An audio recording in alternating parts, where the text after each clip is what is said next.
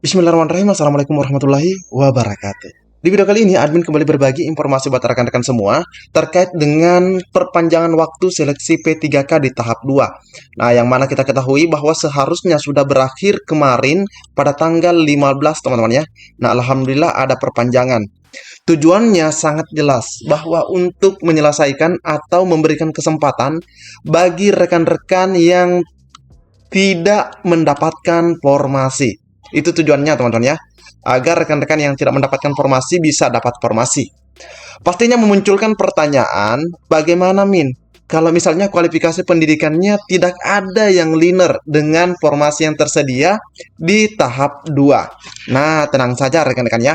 Admin sudah juga dapatkan informasinya atau sudah kumpulkan ya. Jadi silahkan disimak saja informasinya, ini resmi dari pemerintah. Jika ada suara-suara berisik, mohon diabaikan saja rekan-rekan. Oke, untuk di awal video, admin di sini akan membagikan informasi terkait dengan perpanjangan waktu pendaftaran ini. Nah, di sini jelas ya bahwa pendaftarannya itu diberikan perpanjangan ya, perpanjangan seleksi tahap 2. Nah, teman-teman bisa lihat ini dikeluarkan 15 Januari. Berikan kesempatan yang lebih luas, pemerintah perpanjang pendaftaran seleksi P3K tahap 2. Oke, kita lanjut scroll.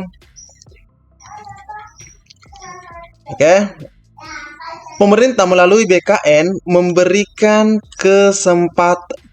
memberikan perpanjangan waktu pendaftaran seleksi P3K tahap 2 selama 5 hari. Nah, jadi teman-teman diberikan lagi nih waktu 5 hari. Dimulai atau penambahannya hari ini tanggal 16 dan itu akan berakhir pada tanggal 20. Ingat ya, sampai tanggal 20. Hal ini tertuang dalam surat Kepala BKN bernomor 1291 sekian 2025 tanggal 15 Januari. Nah, jelas ya, poin atau inti daripada surat ini. Nah, di sini kita bisa lihat bahwa BKN mengingatkan PPK memerintahkan kepada pejabat pengelola kepegawaian untuk melakukan langkah-langkah sebagai berikut, yaitu menyebarluaskan informasi ini kepada seluruh pihak. Jadi teman-teman yang lagi menonton, para subscriber channel ini atau yang belum subscribe, mohon di-share video ini karena ini sangat penting dan pasti banyak dibutuhkan ya, atau dicari-cari oleh rekan kita. Terkhusus yang belum sempat resume kemarin. Yang kedua adalah memastikan pegawai non-ASN yang terdaftar dalam database. Nah, ini ya, database BKN untuk melakukan pendaftaran. Sebagaimana yang admin sampaikan tadi, pastinya yang dalam database ini bertanya-tanya bagaimana mau daftar, kualifikasi pendidikannya saja tidak tersedia formasinya. Tenang saja rekan-rekan ya. Yang penting teman-teman stay terus di sini. Oke. Yang ketiga, menginformasikan kepada pegawai non-ASN yang terdaftar dalam database BKN bahwa apabila tidak melakukan pendaftaran, maka akan kehilangan status prioritas untuk diangkat menjadi P3K. Jadi ini adalah kerugian besar jika teman-teman tidak mendaftar. Nah, ini teman-teman bisa cek atau unduh ya di sini, tapi percuma juga karena isinya sama seperti ini teman-teman ya. Oke, isinya sama juga seperti ini. Oke, kita lanjut. Nah, kita lanjut. Nah, terkait pendaftaran P3K 2024 tahap 2 diperpanjang lagi. Ini ada 3 perintah kepala BKN. Nah, tadi kita sudah dapatkan perintahnya, teman-teman ya.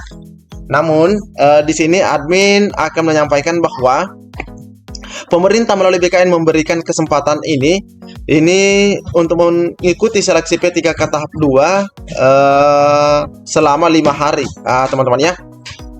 Ridwan menjelaskan, ya ini yaitu dari Kepala Biro Hubungan Masyarakat, Hukum dan Kerjasama, Bapak Muhammad Ridwan atau biasa dipanggil Bapak Abi Ridwan, bahwa kebijakan perpanjangan ini merupakan tindak lanjut dari Kepmenpan atau Keputusan Pendayagunaan Aparatur Negara dan Reformasi Birokrasi bernomor 15, yaitu tentang kriteria pelamar tambahan pada seleksi P3K bagi pegawai non-ASN yang terdaftar dalam pangkalan database BKN.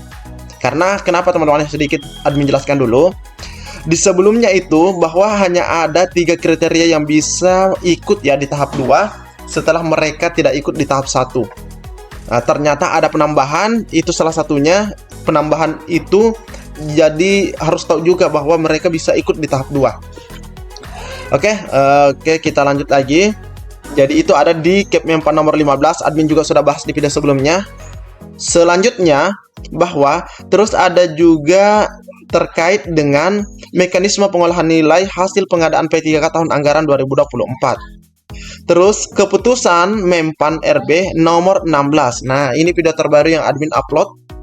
Kepmenpan nomor 16 tentang P3K paruh waktu. Jadi ini khusus untuk paruh waktu, serta surat Menpan RB nomor B sekian tanggal 14 Januari tentang penjelasan pengadaan P3K. Ini juga sudah kita share teman-teman ya, pokoknya sudah lengkap.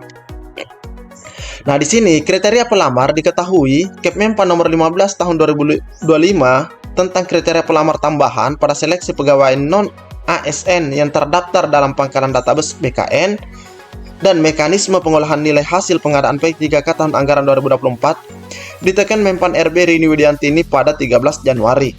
Disebutkan dalam Kepmenpan nomor 15 bahwa honorer database, ingat ya, adalah honorer database atau yang sudah masuk dalam database bisa melamar pada seleksi P3K tahap 2, yakni jadi yang sudah masuk dalam database mereka bisa di tahap 2 apabila tidak memenuhi syarat pada seleksi administrasi P3K tahap 1. Terus pelamar tidak memenuhi syarat seleksi pengadaan CPNS. Jadi dia tidak sempat ikut seleksi kompetensi dasar atau SKD di CPNS. Yang ketiga adalah belum melamar, belum pernah sama sekali baik CPNS maupun P3K. Nah, tambahannya ada di sini teman-teman ya. Pelamar yang memenuhi syarat atau MS seleksi administrasi namun dia tidak mengikuti, mungkin karena sakit atau seperti apa, berhalangan. Yang kelima, memenuhi syarat seleksi administrasi namun tidak mengikuti seleksi CPNS. Nah, ada juga seperti itu teman-teman ya. Memenuhi syarat seleksi administrasi tapi tidak ikut P3K dan juga tidak mengikuti CPNS bagi yang mendaftar di CPNS beberapa waktu yang lalu. Nah, selanjutnya, pelamar tersebut di atas melamar pada jabatan sesuai dengan kualifikasi pendidikan dan jabatan yang diduduki saat ini.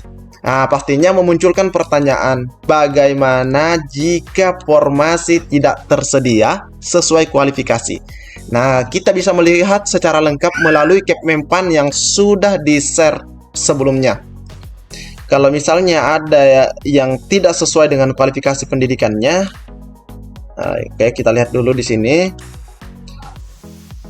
Pengadaan P3K per waktu dilaksanakan dalam rangka, ini ada 4, penyelesaian penata pegawaian non-ASN, pemenuhan kebutuhan ASN di lingkungan instansi pemerintah, terus memperjelas status pegawai non-ASN itu sendiri untuk mengisi jabatan ASN, terus peningkatan kualitas pelayanan publik untuk mendukung kelancaran pelaksanaan tugas dan pelayanan kepada masyarakat. Nah, ini jabatan-jabatan yang bisa diisi oleh P3K paruh waktu. Ini sudah share juga. Oke, kita scroll ke bawah, teman-teman ya.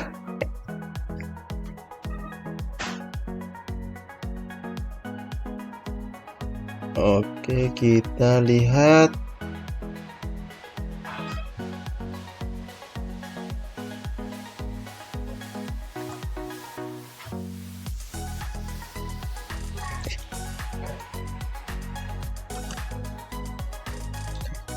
Nah, terkait tadi teman-teman ya, jika kualifikasi pendidikannya tidak ada yang sesuai. Nah, teman-teman bisa lihat di diktum keempat ini, dalam hal kualifikasi pendidikan tidak sesuai dengan lowongan kebutuhan jabatan dan atau tidak tersedia lowongan kebutuhan jabatan sebagaimana dimaksud pada diktum ketiga, pelamar dapat melamar pada jabatan sebagai berikut.